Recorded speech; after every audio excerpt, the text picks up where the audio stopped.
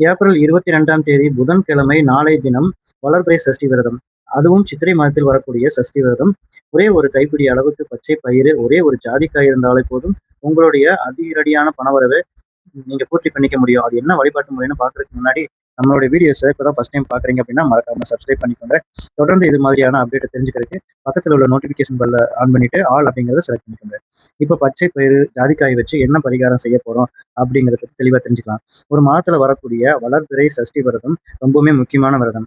முருகப்பெருமானுக்குரிய விரதங்கள்ல இந்த சஷ்டி விரதத்துக்கு அதிக முக்கியத்துவம் கொடுப்பதற்கான காரணம் என்னன்னு தெரியுமா? சஷ்டி விரதம் அன்னைக்கு விரதம் இருந்து நம்ம முருகப்பெருமான் கிட்ட என்ன கோரிக்கை முன்வைக்கிறோமோ அது நமக்கு அப்படியே நடக்கும். கேட்கக்கூடிய வரன் நமக்கு தாமாகவே கிடைக்கும். அதுதான் சஷ்டி விரதத்துக்கு உரிய அற்புதமான பலன். இந்த ஒரு சஷ்டி விரதம் ஒரு மாதத்துல 2 முறை வரும். ஒண்ணு பௌர்ணமிக்கு பிறகு வரக்கூடிய தேய்பிறை சஷ்டி விரதம். அமாவாசைக்கு பிறகு வரக்கூடிய வளர்பிறை சஷ்டி விரதம். வளர்பிறை சஷ்டி விரதத்துக்கு தான் நிறைய பேர் முக்கியத்துவம் கொடுத்து வழிபாடு செய்வாங்க. குழந்தை பாக்கியம் இல்லாத தம்பதியினர், திருமண வரன் கைகூடி அமையாதவங்க, சரியான வேலை அமையாதவங்க, தொழில வியாபாரத்துல முன்னேற்றம் இல்லைன்னு சொல்லி எந்த கோரிக்கையா இருந்தாலும் நம்ம சஷ்டி விரதம் அன்னைக்கு முருகப்பெருமான் வணங்கி நம்ம கோரிக்கையை முன்வைக்கும் போது கூடிய சீக்கிரம் அது நிறைவேறும் அப்படிங்கிறது ஒரு பெரிய நம்பிக்கை. அப்படிப்பட்ட சஷ்டி விரதம் எந்தெந்த கிழமைகள்ல வருதோ அதை பொறுத்து அதோட பலன்கள் மாறுபடுமா. உதாரணத்துக்கு இந்த மாதம் சித்திரை பிறந்ததுக்கு பிறகு ஏப்ரல் 22ஆம் தேதி வரக்கூடிய இந்த ஒரு வளர்பிறை சஷ்டி விரதம் நமக்கு புதன்கிழமையில வந்திருக்கு. பொன் கிடைச்சாலும் புதன் கிடைக்காதுன்னு சொல்லுவாங்க. புதன் பகவான் ஆதிக்கம் நிறைஞ்சிருக்கக்கூடிய ஒரு நாள் வந்து இந்த புதன். அப்படிப்பட்ட புதன்கிழமையில இங்க ஒரு சஷ்டி தினம் வந்திருக்குல்ல, அன்றைய தினம் நம்ம பண்ணக்கூடிய பரிகாரங்கள், வழிபாட்டு முறைகள் நமக்கு பல மாற்றங்களை ஏற்படுத்தும். புதன்கிழமை காலையில 6 மணி 25 நிமிஷத்துக்கு தான் சஷ்டி திதி பிறக்குது. அது மறுநாள் வியாழக்கிழமை அதிகாலை 3 மணி 28 நிமிஷம் வரைக்கும் இருக்கு. எப்படி பார்த்தாலும் புதன்கிழமை காலையில 6:30 மணில இருந்து இந்த நமக்கு சஷ்டி தான். புதன்கிழமை காலையில 7:30, 9 யமகண்டம், மதியம் 12:30 மணிக்கு ராகு காலம். இந்த 2 நேரங்களையும் தவிர்த்துட்டு மற்ற நேரங்கள்ல நீங்க முருகப்பெருமானுக்கு பூஜை செய்யலாம், வழிபாடு செய்யலாம். காலையில பூஜைகள் பண்ண போறீங்க அப்படின்னா காலையில 9:30ல இருந்து 10:30 இந்த 1 மணி நேரம் ரொம்ப உகந்த நேரம். இந்த நேரத்துல முருகப்பெருமானுக்கு வந்து பிடிச்ச நைவேத்தியங்கள் செய்து வைத்து முருகப்பெருமானுக்கு படைக்கலாம். மாலை நேரத்துல பூஜை பண்ண போறீங்க அப்படின்னா மாலை 6:30, 7 மணி மேல வந்து வீட்டுல இருக்கக்கூடிய முருகப்பெருமானுக்கு நைவேத்தியங்கள் செய்து வைத்து வழிபாடுகள் செய்து கந்தர் அனுபூதி, வேல்மாறல், திருமுருகாற்றுப்படை, முருகனுக்குரிய திருப்புகழ் மந்திரங்கள் இந்த எல்லாத்தையும் பாராயணம் செய்யணும். இந்த மாதம் வந்திருக்கக்கூடிய இந்த வளர்பிறை சஷ்டி விரதம் நமக்கு புதன்கிழமையில வந்திருக்கிறதுனால ராஜயோக செல்வ செழிப்பை ஏற்படுத்தக்கூடிய பரிகாரங்கள் நம்ம பண்ணணும். நவக்கிரக ஸ்தலங்கள்லயே புதன் பகவானுக்கு பாத்தீங்க அப்படின்னா திருவங்கால ஸ்தலம் இருக்கு. இந்த புதன் பகவான் யார் தெரியுமா? ராஜயோக செல்வ செழிப்பை ஏற்படுத்தக்கூடியவர். புதன் கிரக தோஷம் நமக்கு ஜாதகத்துல பெரிய தோஷங்களை ஏற்படுத்த அதோட தாக்கம் வந்து பெருசா இல்லைன்னா கூட ஓரளவுக்கு கொஞ்சமாவது அதோட தாக்கத்தை வந்து நம்ம வியாபாரத்திலேயோ இல்ல புத்தி கூர்மையிலேயோ காமிக்கும். புதன் பகவானுடைய ஆதிக்கம் ஒருத்தவங்க ஜாதகத்துல அதிகமா இருந்தா அவங்க வியாபாரம், தொழில வந்து சிறப்பா செயல்படுவாங்க. காரணம் என்னன்னு தெரியுமா? புதன் பகவான் புத்திகாரன். பார்க்கக்கூடிய வேலை, தொழில், வியாபாரத்தில் புத்தி கூர்மையை அதிகப்படுத்தி நம்மளுடைய சக போட்டியாளர்கள் மாதிரியே திறம்பட செயல்படுத்துவதற்கான வழிவகையை ஏற்படுத்தக்கூடியவர் புதன் பகவான். அதே மாதிரி இந்த சஷ்டி விரதம் இருக்குல்ல, சஷ்டியில இருந்தால் அகப்பையில் வரும் அப்படின்னு சொல்லி ஒரு கேள்விப்பட்டிருப்பீங்க. அதுக்கு அர்த்தம் சஷ்டியில் விரதம் இருந்தால் குழந்தை பாக்கியம் கிடைக்கும் அப்படிங்கிறது ஒரு நம்பிக்கை.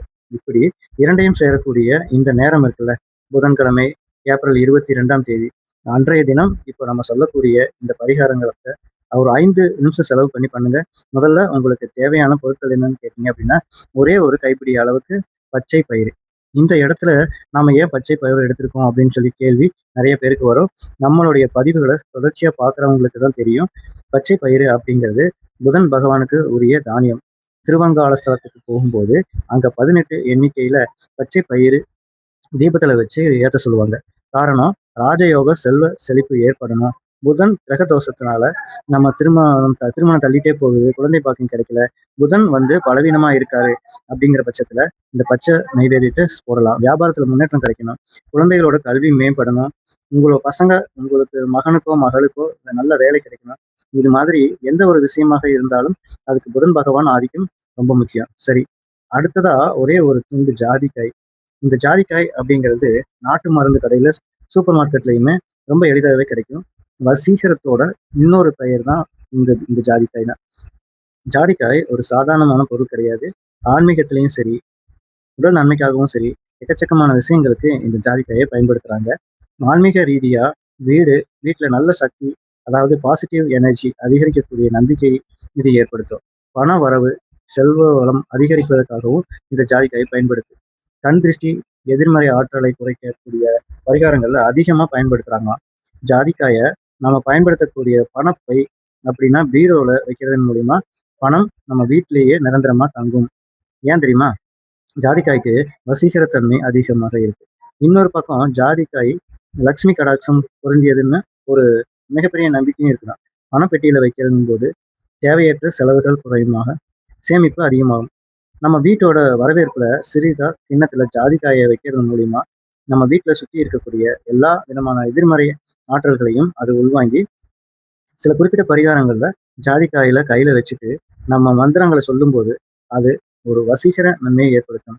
அதுதான் ஜாதிக்காய்க்கு இருக்கக்கூடிய ஒரு பெரிய சக்தி. இப்படி ஜாதிக்காய்க்கு என்னென்ன சக்தி இருக்கு, பச்சை பயிறு என்னென்ன சக்தி இருக்கு, அது எதுக்கு உதவுது அப்படிங்கிறத பார்த்தோம். இப்போ அந்த பரிகாரத்தை உங்க வீட்டோட பூஜை அறையில நீங்க பண்ணணும். ஆண் ஆண்கள், பெண்கள், குழந்தைகள்னு சொல்லி யார் வேணுமானாலும் இந்த பரிகாரத்தை பண்ணலாம். பண்ணக்கூடிய நேரம் காலை 9ல இருந்து 10:30.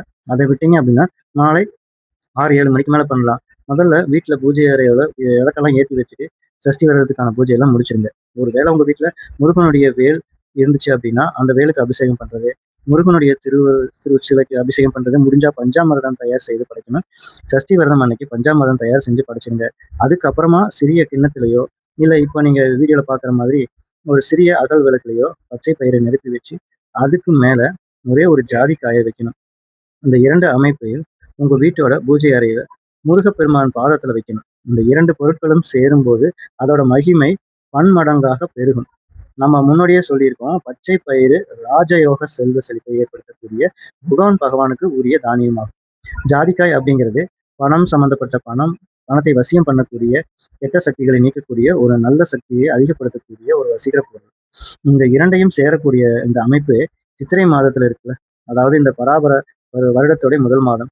இந்த மாதத்துல வரக்கூடிய இந்த ஒரு வளர்பிறை சஷ்டி அன்னைக்கு இந்த பரிகாரத்தை பண்ணும்போது அடுத்த 12 மாதங்கள்ல வரக்கூடிய ஒவ்வொரு சஷ்டி விரதம் அன்னைக்கும் உங்க வாழ்க்கையை மாற்றக்கூடிய யோகத்தை இது ஏற்படுத்தும். தெரிஞ்சோ தெரியாமலே நம்ம வீட்டுக்குள்ள ஏதாவது ஒரு கெட்ட எண்ணங்கள், கண் திருஷ்டி, பில்லி, சூனியம், போட்டி, பொறாமை இதெல்லாம் இருந்திருக்கலாம். அது எல்லாத்தையும் இந்த ஜாதிக்காய் உள்வாங்கி அடுத்ததா அந்த பச்சை பயிறு அப்படிங்கிறது ராஜயோக செல்வ செழிப்பை ஏற்படுத்தும். ஒரு பக்கம் உங்ககிட்ட இருக்கக்கூடிய கெடுதல்களையே அந்த ஜாதிக்காய் உள்வாங்கும். இன்னொரு பக்கம் உங்களுக்கான அதிர்ஷ்டத்தை அந்த பச்சை பயிறு அதிகப்படுத்தும். இந்த இரண்டும் சம நிலையில் நடக்கும்போது உங்க குடும்பத்துல மாற்றங்கள் ஏற்படும். அடுத்தடுத்தா வரக்கூடிய ஒவ்வொரு மாதத்திற்கான சஷ்டி விரதத்திலையும் நீங்க நிறைய மாற்றங்களை உணர முடியும். பார்க்கறதுக்கு ரொம்ப எளிமையா தெரியும். ஆனா இதனால கிடைக்கக்கூடிய பலன்கள் ரொம்ப பெருசு. இது நீங்க செலவு பண்ணக்கூடிய நேரமும் இதுக்கான பொருட்களும் ரொம்ப கம்மி தான். சரி, இப்ப பூஜை பண்ணி வச்சுட்டீங்க. இது என்ன பண்ணணும்? உங்க வீட்டோட பூஜை அறையில வச்சுக்கலாம். இல்லைன்னா வீட்டோட பீரோ, லாக்கரு, கல்லாப்பெட்டில வச்சுக்கலாம்.